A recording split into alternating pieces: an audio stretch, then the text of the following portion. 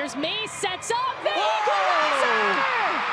Haley Mace in stoppage time! We ask for more excitement, and more excitement is delivered. They'll play it short, something off the training ground, chance here, it's off the crossbar. The bicycle kick is also missed. Still another opportunity, and this one saved by Lund. And what a little trickery here. Just a little short ball just catches Racing Louisville off guard. Missed bicycle kick there, but great opportunity. And a chance here, Bonner racing back defensively, won't get there. Here's the shot, it's pushed away by Lund. And look back at that last opportunity. Yeah, and a great one here. Good cutback. And again, on this turf, it's going to be hard to cut, especially defensively, trying to keep up. And what a reaction by Lund. Now the shot, it's in! Louisville scores!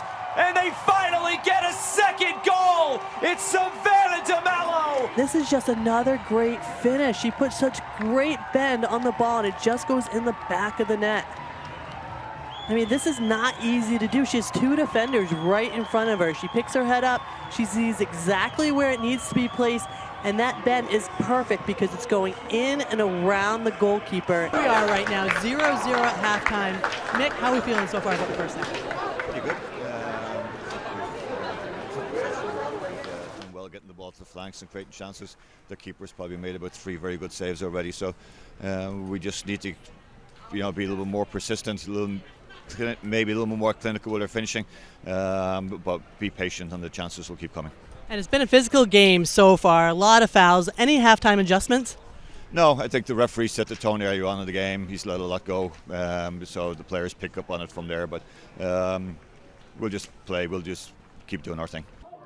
Harvard, meanwhile, is not ranked in the national poll, but they are number 19 in the RPIs. This is sent in front, and it's an early goal for the Crimson. Wow, what a start for Harvard.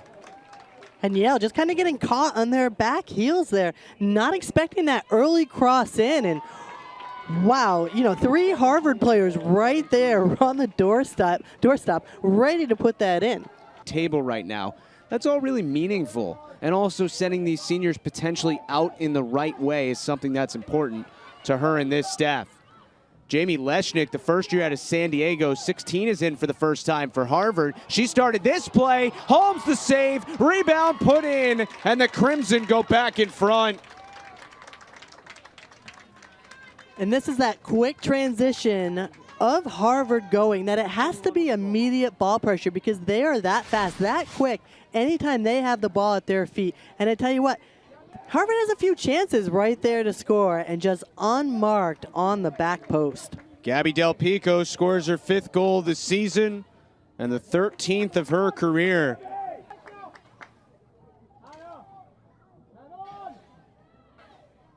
B-Bar lost the ball. Big chance. Oh, Karpenko the save. Rappel cleans it up.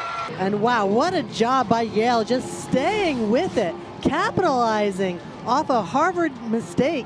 And you see that double team there, Winkler getting a great shot off. And who else to finish but Rappel, 7 goals on the year. Well, Harvard's going to be upset they allowed the goal, but the real news for them is that B-Bar is still down. There she is. Mariah shot! Oh, cleared! Still loose in the box. That was a great opportunity, and Ford was right there. Big collision, no foul. 3-on-3 here. Burgess. Inzerillo has a little space. Her shot! Goal! Gia Inzerillo puts Central Connecticut in front. 1-0.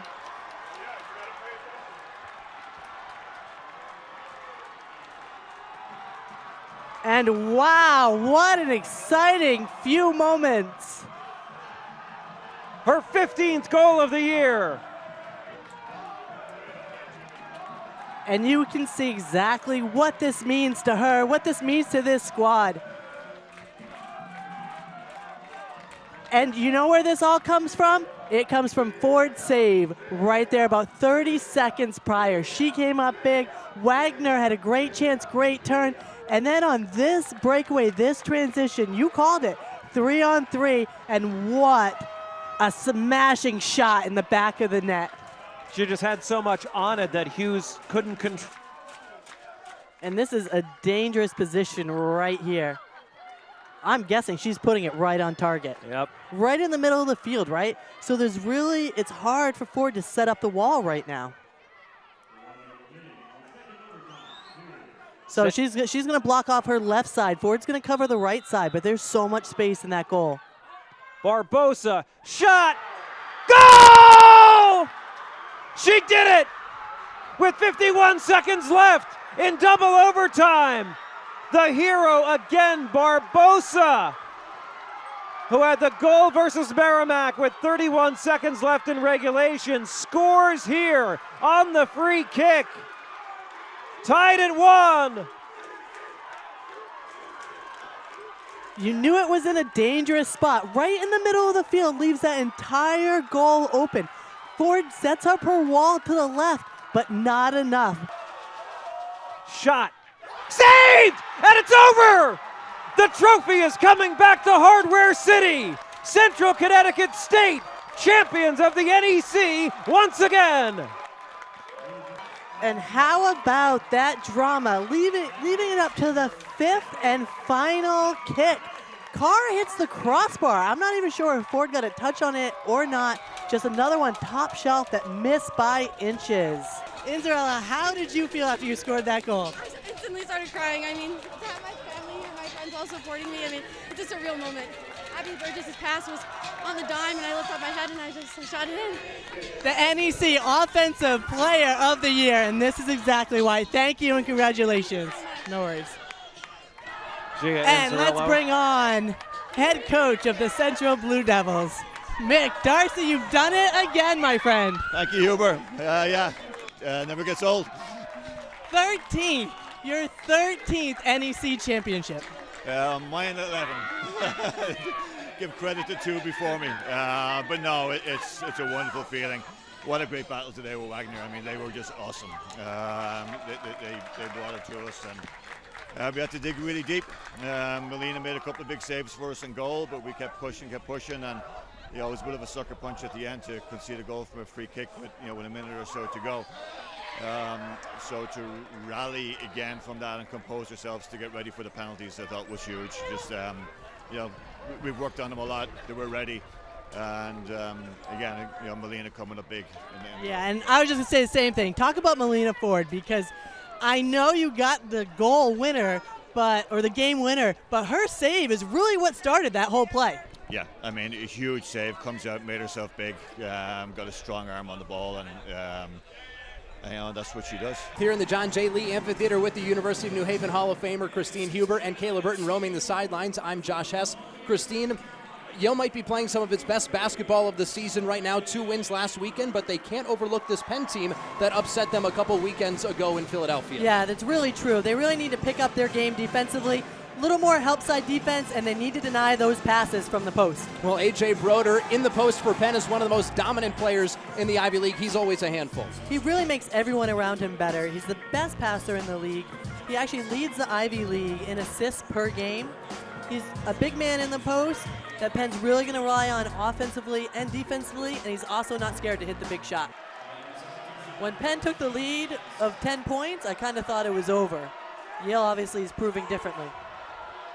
This is a 5-0 run for Yale. Matthew Cotton back in the offense for defense with Gabadon heading to the bench. And Christine, now after that Monroe 3, you don't need a 3, you just need a basket here. It can be a 2. And you don't even have to rush it either. It's only 5 points. Monroe, wide open look. That time off the side of the iron. Quickly up ahead for Goodman. Lost it on the floor, it's still loose. The excitement is pouring in the John J. Lee Amphitheater. There's Atkinson. Brings Yale within 3. You're going to tell me these 2 teams don't want this win? Look at that. They're diving on the floor. Great hustle by both teams. Yeah, I mean, they're getting the balls in. You're right. I mean, Mount has been winning a lot of the head balls. There's nobody over there now, so, you know, they're in their set play now in the box. Corbett again to knock this one towards the top of the 6. It's Carragher with a header. It's spilled. The rebound is poked home. Maddie Theriault, right place, right time. She gives Fairfield the lead in the 59th minute. And this is probably one of the negatives about playing a zonal defense on a corner kick like this, right? Because the players run in, there's nobody marking them. As that kick goes straight to Scott, knocked towards Theriault, trying to get her second, and she puts it away. Maddie Theriault, well, we thought she had the first goal. She gets the second one, and just after the hour mark, it's Fairfield 2, Mount St. Mary's 0. And she makes sure everybody knows that she's putting that one in the back of the net, doing what every quality forward does. Wins that ball defensively, speeds up, keeps those defenders on her back. With speed, she goes, and a nice little poke by the goalkeeper. I mean, that is a classic striker's finish right there. I love it. I love the breakaway. And you know what? She just does a little poke. You know, we talked about Keshwar. She's 6'2". Her wingspan is like 7 feet. So what do you have to do? You have to go low at her feet. Save after a Megan Carragher header. Then Maddie Theriault got one in the 64th and might get one more. She rounds the keeper and scores. And I tell you, whatever the Fairfield coaching staff talked to the team at halftime, it has worked. They've made those adjustments. They figured out how to beat this Mount High line, and it's worked. We'll see it again. I mean, it's just another breakaway. And this is what happens with the high line. There is so much space between those back defenders and the goalkeeper that those are the type of balls that you have to keep getting. And that's what it should be. It should be breakaway after breakaway after breakaway. Ray Vini, how do you feel coming into this Central community? Excited, excited. Everyone here has been so welcoming, fantastic community, great administration. Dr. Toro, everybody from the top to the bottom have been fantastic. And you're coming in, obviously, first season. You were 14 years at Temple. How do you feel with the players that you have right now ready to start season? You know, I'm excited. Since day one, they've been very receptive and open to a change. You know, it's been different. It's always different when you get a new coach. Culture-wise, I've been changing a lot. So I think they have been open to the change, excited about the change. But I will tell you this, they're ready to play tomorrow. Playing against one another is, you know, we've been doing it. We've been going at it since July. So I look forward to seeing them on the floor tomorrow. I know that they're excited about it, and we're ready for this new chapter.